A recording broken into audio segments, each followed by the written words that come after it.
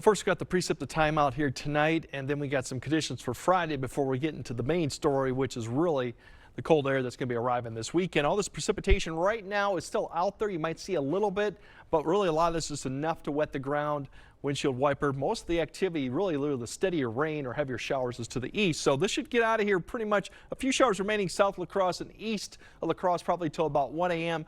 Besides that, we'll see clearing skies, and it's going to be a nice start to Friday for most areas with that west wind there, but still mild conditions will be mainly in the 40s, which is above average, and plenty of sunshine to start off with. But then notice the low clouds up to the north and the clouds also to the west will start basically surging southward throughout the day. So you'll see overcast conditions probably by noon for Eau Claire, more into the afternoon, and a lot of that precipitation here is kind of picking up. It's probably not going to be falling to the ground. Cloud cover will then really expand all the way across the area, and you'll start feeling that chill in the air towards the afternoon as that wind picks up out of the west-northwest behind the cold front, especially going into Friday evening. In fact, you start seeing a little bit of snow showers, flurries start to develop north of Rusk County with that colder air coming behind the front. So that's what we're looking at Friday.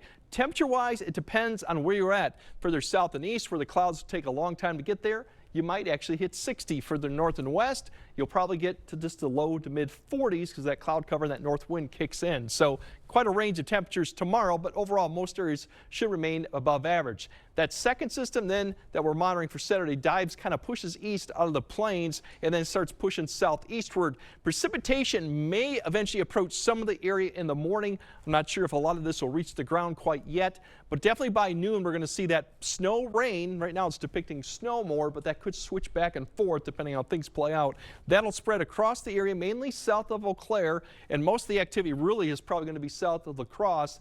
Pushes through the area. It'll begin then to sag south into southern Wisconsin. By the time we get to 3 or 4, you're not going to see much north of La Crosse. Really, it's pretty much done with. Just cloud covering that north wind. South of La Crosse, you might see precipitation, snow at this point. Obviously, it'll probably start wrapping up by 8 to 9, maybe 10. And notice the skies behind really start clearing out as that cold air begins to push into the area. Snow amounts, it's really going to be probably south and west of the area. Some of our counties in northeast Iowa may get into that 1 to 3. Maybe Prairie du Chien, Richland County, Crawford County might also.